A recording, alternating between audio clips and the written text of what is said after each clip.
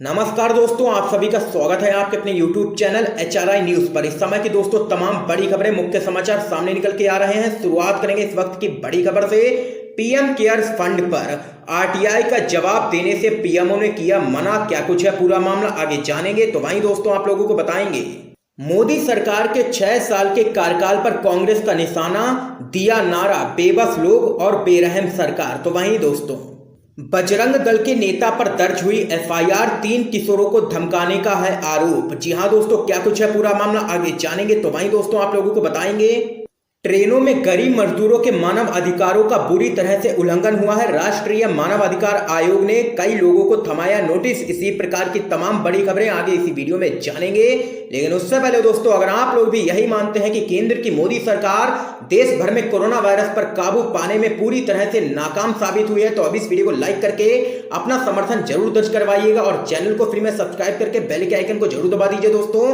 तो आइए आज की सभी बड़ी खबरें जान लेते हैं। विकास का ढोंग करती है बीजेपी, मोदी सरकार 2 के 1 साल में मुस्लिम विरोधी मानसिकता रही है उपलब्धि, रामचंद्र गुहा का तंज। आप लोगों को बताते चले, मोदी सरकार 2 के 1 साल पूरा होने पर मशहूर इतिहासकार रामचंद्र गुहा ने केंद्र सरकार पर तंज कसा है। रामचंद्र गुहा ने लिखा है कि मोदी सरकार 2 की 1 साल में केवल मुस्लिम विरोधी मानसिकता ही उपलब्धि रही है। मोदी सरकार केवल विकास का ढोंग करती है। उन्होंने ट्वीट करते हुए लिखा है कि चला गया विकास और विकास का ढोंग। मोदी सरकार ने इसका इस्तेमाल अपने पहले कार्यकाल में सांप्रदायिक एजेंडे से बचने के लिए किया था। मोदी सरकार के दूसरे कार्यकाल में जो उपलब्धि हैं वो केवल मुस्लिम विरोधी मानसिकता ही है। उन्होंने आगे लिखा है कि मोदी सरकार की लोकतंत्र के लिए अवहेलना गहन और व्यापक है। यह प्रत्येक संस्था तक फैली हुई है, जबकि इन संस्थानों का काम शक्ति का संतुलन बनाए रखने और सहज तरीके से कार्य प्रणाली चलाने का है। अगर आप सत्तारूढ़ पार्टी के सदस्य हैं तो बिना कानून के डर के आप धार्मिक अल्पसंख्यकों के खिलाफ अपराध की वकालत या अपराध भी कर सकते हैं। आप इन लोगों के खिलाफ नफरत भी फैला सकते हैं। ये यहाँ पर रामचंद्र गुहा ने जोरदार हमला बोला है केंद्र की नरेंद्र मोदी सरकार पर और कहा है कि विकास का ढोंग करती है बीजेपी, मोदी सरकार 2 के 1 साल में मुस्लिम विरोधी मानसिकता ही रही है उपलब्धि। आप लोगों की दोस्तों क्या राय है कि आप लोग रामचंद्र गुहा की इन तमाम बातों से सहमत हैं या नहीं? अपनी राय जरूर बताइए कमेंट बॉक्स में कमेंट करके। फिलहाल दोस्तों एक और बड़ी अपडेट आप लोगों को बताते चलें। जय श्री राम नहीं बोला तो ले लूंगा जान, 3 किशोरों को धमकाने पर बजरंग दल के नेता पर दर्ज हुई है एफआईआर। आप लोगों को बताते चले क्या कुछ है पूरा मामला। कर्नाटक के दक्षिण कन्नड़ जिले के बंटवाल तालुक में पुलिस ने बजरंग दल के एक स्थानीय नेता के खिलाफ मुकदमा दर्ज किया है। रिपोर्ट के मुताबिक बजरंग दल के इस नेता ने एक युवक को धमकी दी और उस पर हमला कर जबरन जय श्री राम का नारा लगाने को कहा। पुलिस ने बताया है कि 25 वर्षीय नेता के अलावा 3 नाबालिगों के खिलाफ भी मामला दर्ज किया गया है और इन पर सख्त से सख्त कार्रवाई की जाएगी, ये यहाँ पर कहना है पुलिस का। तो वहीं दोस्तों एक और बड़ी अपडेट आप लोगों को बताते चले। पीएम केयर्स फंड सरकारी अथॉरिटी नहीं है, नहीं दे सकते आरटीआई का जवाब पीएमओ ने लिखा। जी हाँ दोस्तों, आप लोगों को बताते चले, पीएमओ यानी कि प्राइम मिनिस्टर ऑफिस ने पीएम केयर्स फंड की जानकारी देने से यह कहकर इनकार कर दिया है कि यह पब्लिक अथॉरिटी नहीं है।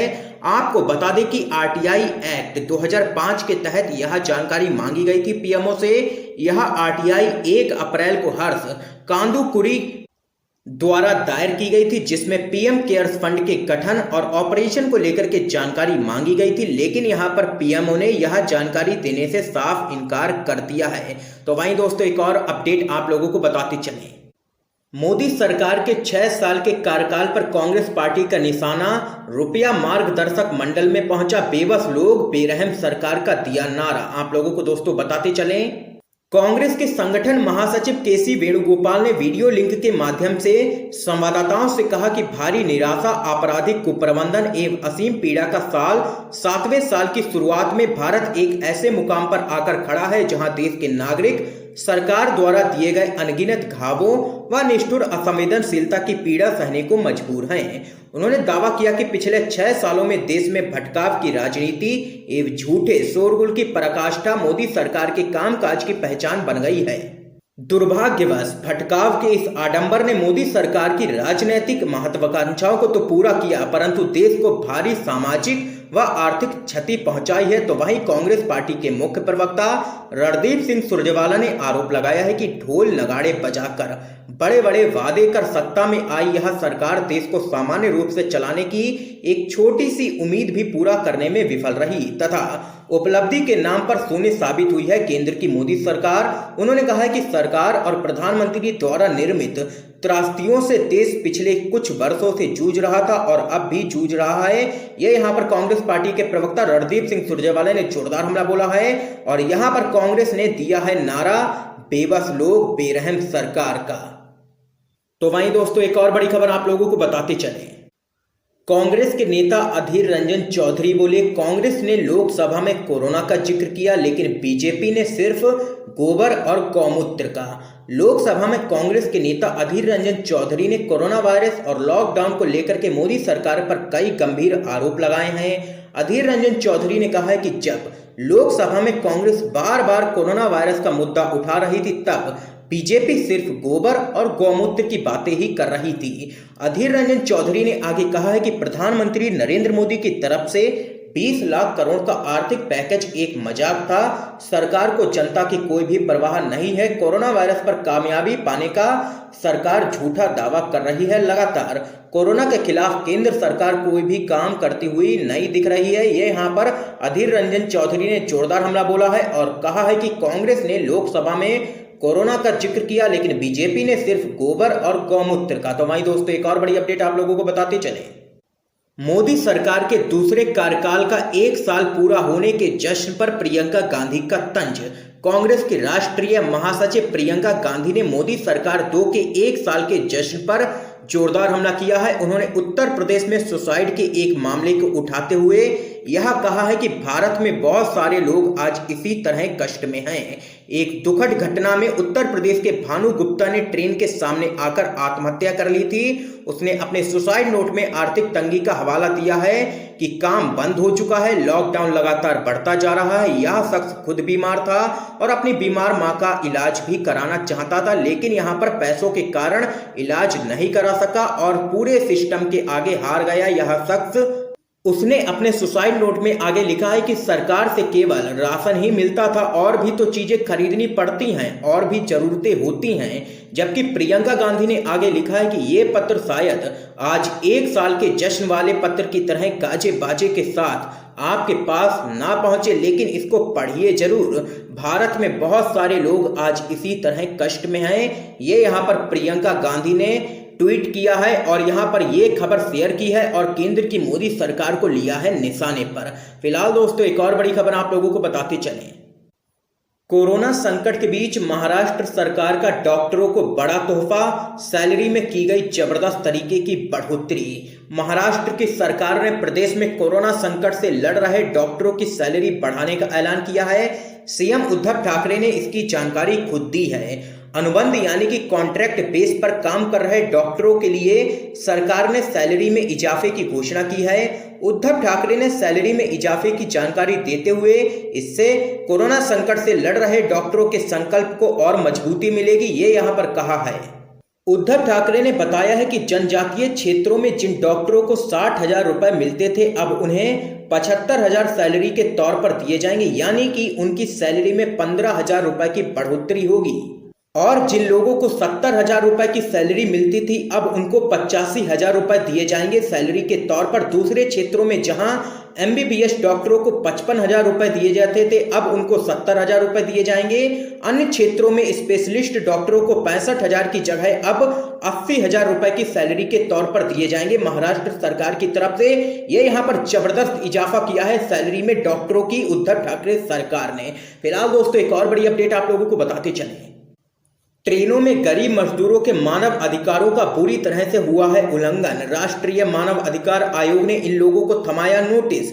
ट्रेन सेवाओं में देरी और खाने तथा पानी की कमी के कारण उनमें सवार प्रवासी मजदूरों को होने वाली परेशानियों को लेकर के राष्ट्रीय मानवाधिकार आयोग ने केंद्रीय गृह सचिव रेलवे और गुजरात और बिहार की सरकारों को नोटिस भेजा है।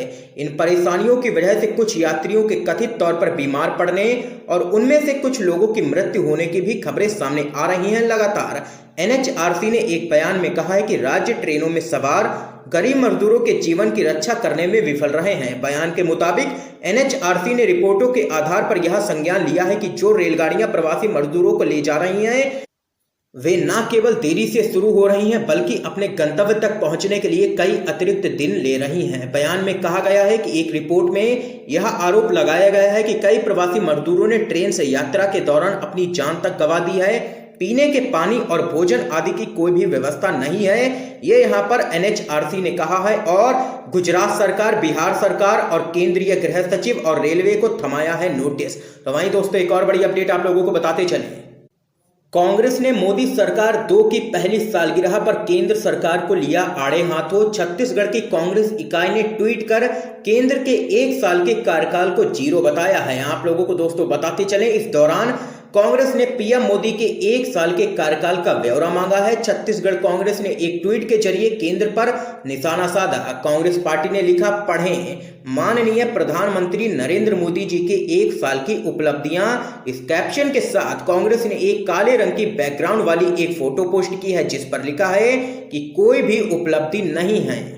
तो यहां पर दोस्तों छत्तीसगढ़ कांग्रेस ने कुछ यूं अंदाज में बताई हैं मोदी सरकार की 1 साल की उपलब्धियां और किया है जोरदार हमला। फिलहाल दोस्तों एक और बड़ी खबर आप लोगों को बताते चलें।